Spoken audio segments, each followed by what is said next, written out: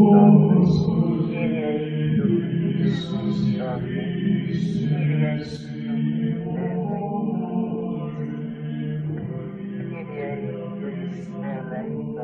heavenly King, Comforter, Spirit of truth, who art everywhere present and fillest all things, treasury of blessings and giver of life, come and dwell within us, cleanse us of all stain, and save our souls, O gracious one.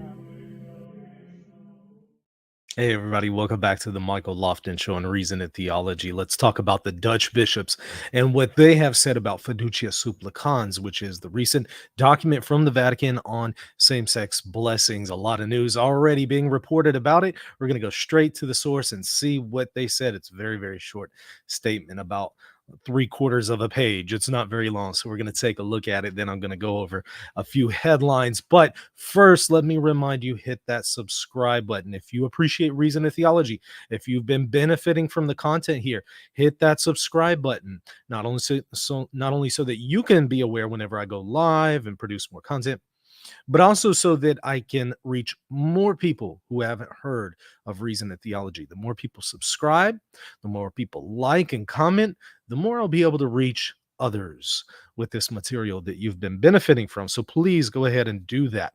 Let me share on screen and let's take a look at the Dutch Bishops' Conference statement on Fiducia Supplicans, already being, reported in the news. So let's go to the horse's mouth and see what they say. Dutch Bishops' Conference regarding Fiducia Supplicans. The statement issued by the Dicastery for the Doctrine of the Faith, Fiducia Supplicans, on 18th of December the last 18th of December, highlighted the importance of accompaniment in the church for persons living in a homosexual relationship and for divorced persons remarried. As our church is a welcoming church, the Dutch bishops, with Pope Francis, underlying the pastoral importance of closeness and accompaniment. The Bishops' Conference notes that the Dicastery for the Doctrine of the Faith, in its statement Fiducia Supplicans, holds, in accordance with sacred scripture and the tradition of the church, the marriage is only possible between a man and a woman and is indissoluble, and that irregular relationships of any kind encounter intrinsic moral objections. The Dutch bishops do not wish to deny anyone the support and strength of God. It is possible to say a prayer over individual believers living in an irregular relationship. So the prayer is for individuals living in same-sex unions or divorce and remarried unions without an annulment. What one asks for in the prayer and manner in which one prays are important here. In the case of someone living in an irregular or homosexual relationship, the ordained minister may say a simple prayer outside the context of a wedding celebration or prayer service. In this prayer, God can be asked for strength and assistance under the invocation of his Spirit, so that he or she may understand God's will with his or her life and continue to grow. This makes it clear in the wording chosen that this is not a blessing or confirmation of irregular relationship.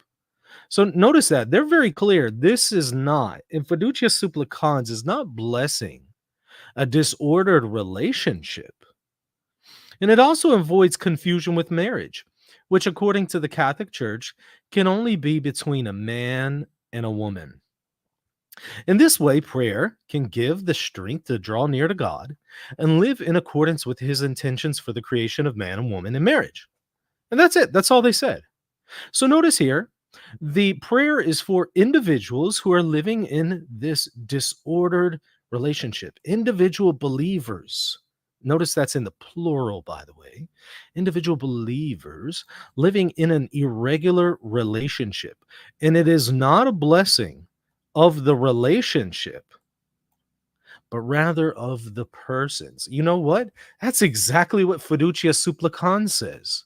So if you go to Fiducia Supplicans, again, paragraph 5, the church does not have the power to impart blessings on unions of persons of the same sex. So you can't bless the union, the relationship. Now, if you go over here to the section on blessing of couples in irregular situations and of couples of the same sex, I want you to go and look at paragraph 38. Now watch what it says here. For this reason, One should neither provide for nor promote a ritual for the blessings of couples in an irregular situation. Now, notice we're talking about couples, right? Couples. What is a couple? Well, it's going to define what a couple is for us here in a moment. At the same time, one should not prevent or prohibit the church's closeness to people in every situation in which they might seek God's help through a simple blessing. In a brief prayer preceding the spontaneous blessing, the ordained minister could ask that the individuals have peace, health, and a spirit of patience, dialogue, and mutual assistance, but also God's light and strength to be able to fulfill his will completely. Now, I stress this point because the document understands couples to be two individuals. And the relationship in union is not blessed, but the individuals are blessed. So the blessings is for individuals, not unions. Individuals, not relationships. When it speaks of the couple, it's not referring to their relationship, it's referring to two individuals. Now, that's exactly what the German bishops are saying. Again, note here, it is not a confirmation or a blessing for their irregular relationship, but rather it's a prayer over individual believers, plural, living in an irregular relationship. That's exactly what Fiducia Supplicans is saying. It's for individuals, not the relationship. Pretty straightforward, right? Pretty simple. So far, I hope you're following and everything looks good, right? Mm, except one problem.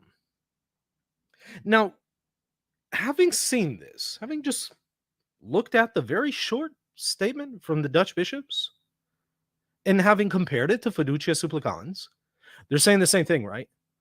Pretty clear, pretty evident. I think for anybody with, again, basic reading comprehension skills, that's pretty straightforward. Looks like they're very much on board with what Fiducia Supplicans is saying. Can't bless the relationship, but you can bless couples who are in this relationship. You can bless sinners, but not the sin. Now, would you be shocked or surprised to find out that a lot of people, the usual agents of chaos right now, are spinning this to say that, you know what?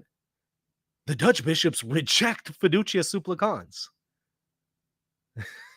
I kid you not. That's exactly what people are telling you. All over social media right now, we're being told that Fiducia Supplicans is being rejected by the Dutch bishops. It's exactly what happened with reports about the Nigerian bishops, who, when you read the statement, they clearly endorse and embrace Fiducia Supplicans. But all the headlines and everyone on social media tells you, oh, they rejected it.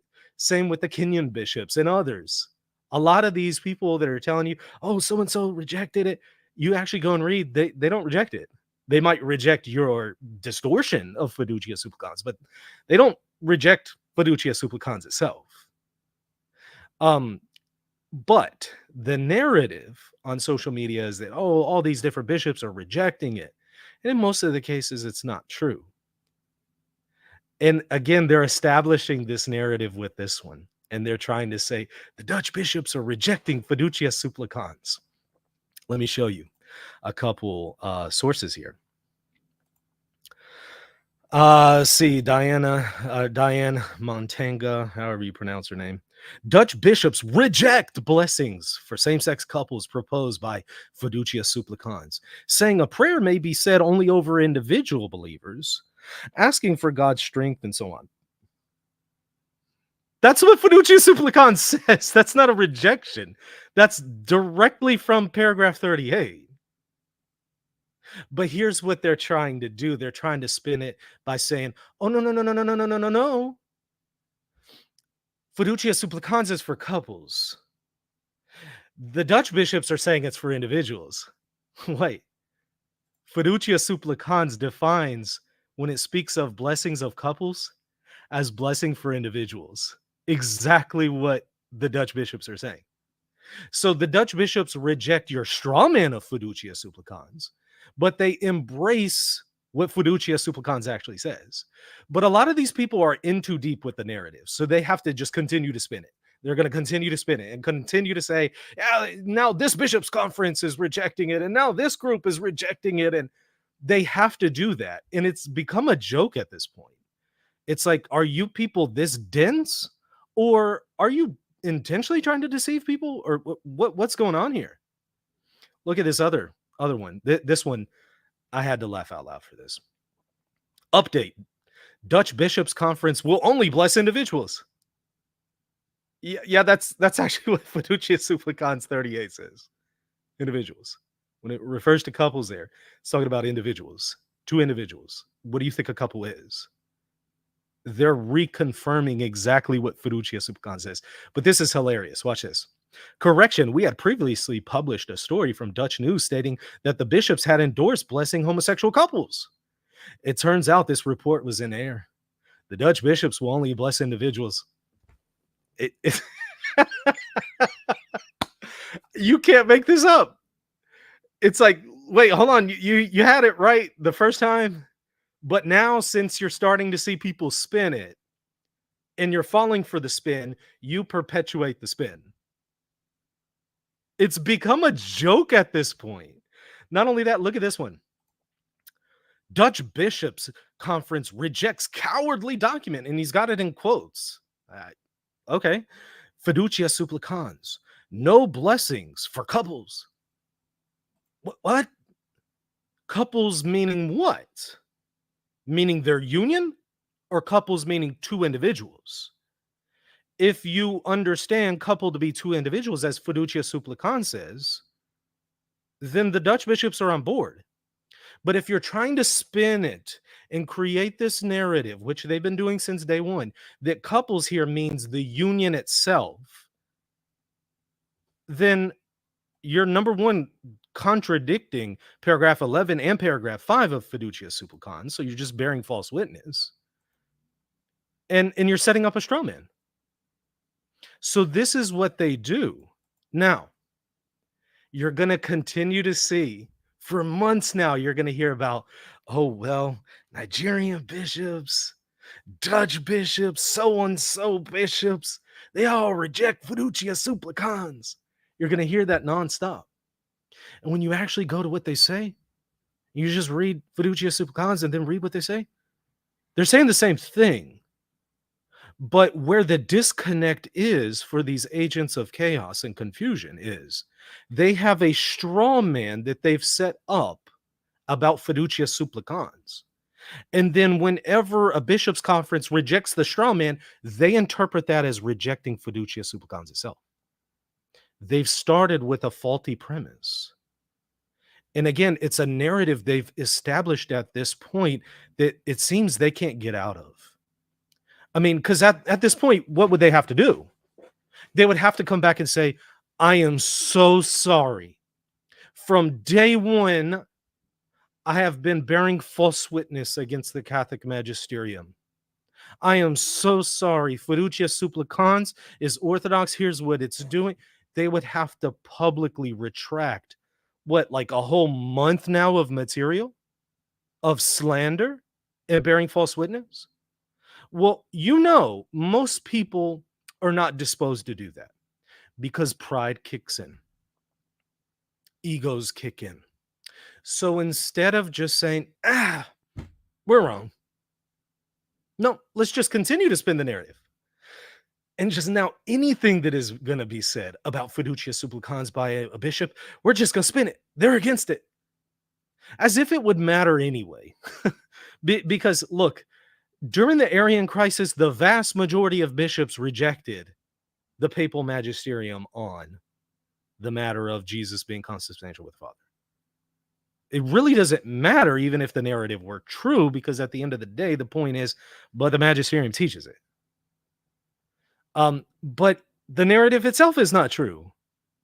There have been some bishops who do reject Fiducia Supplicans as it's properly understood. There are some, but they're in the minority.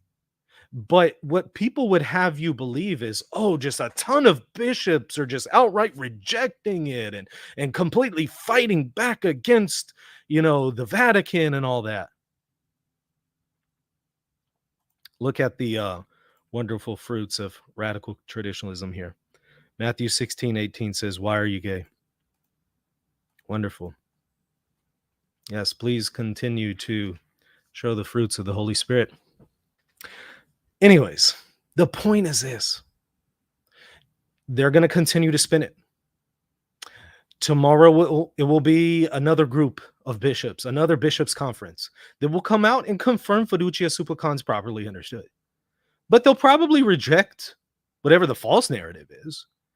And the usual spinners, the usual dissenters and agents of confusion will introduce more confusion into the church by saying, oh, look, they're rejecting it too. And then they'll blame the Vatican for creating the confusion that they've caused all along. It's become a joke at this point. All you can do is just look at this stuff and just laugh at this point. At the same time, I mean, you have to feel bad for these people, but simultaneously, this has become comedy hour. I need to rename this stream Comedy Hour. Dutch bishops reject Fiducia Supplicans. This has become a joke. At what point are people going to have the integrity to say, I was wrong. I've been bearing false witness. I can't continue to spin this stuff. It's wrong. And I'm going to set the record straight. At what point are they going to do that?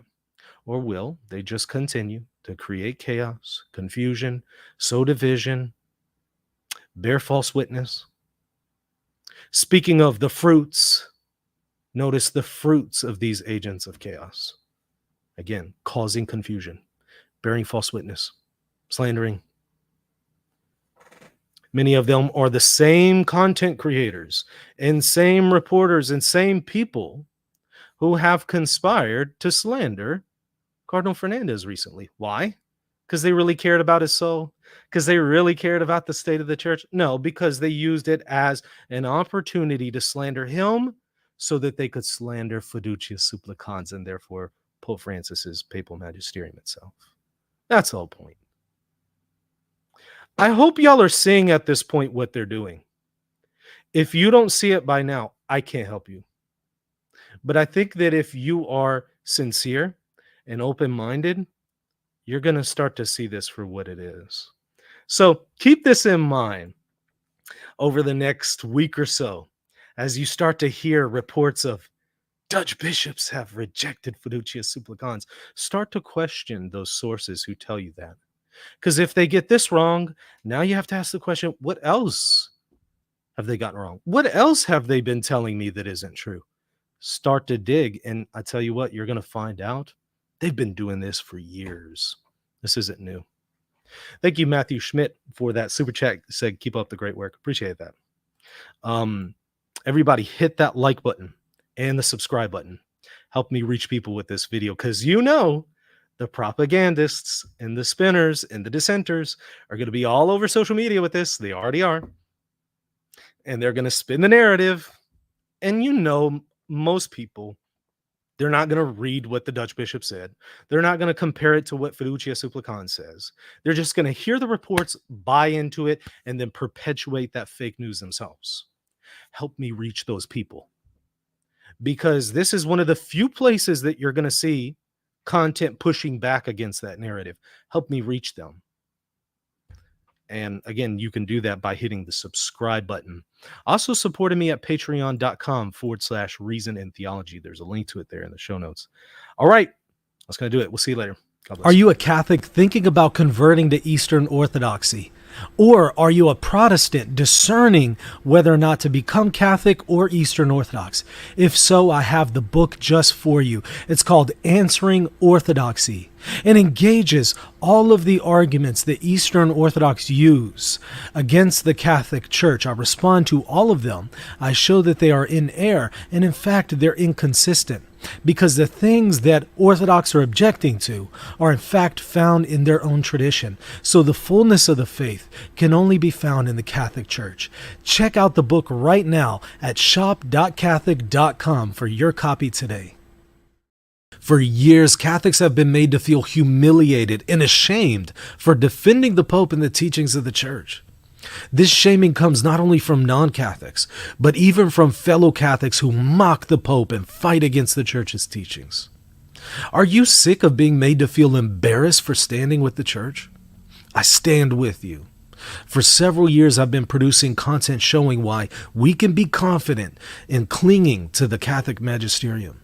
If you stand for restoring support for the Church, help me continue this mission of producing apologetic content that defends the magisterium by becoming a supporter on Patreon. The link is below, patreon.com/reason and theology. Christus vincit.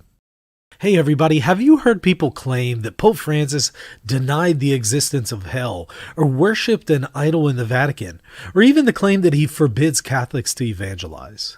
If you've come across claims like these and you don't know what to make of them, I have just the book for you. It's called Top 10 Lies About Pope Francis Exposed. This book is available to you for free.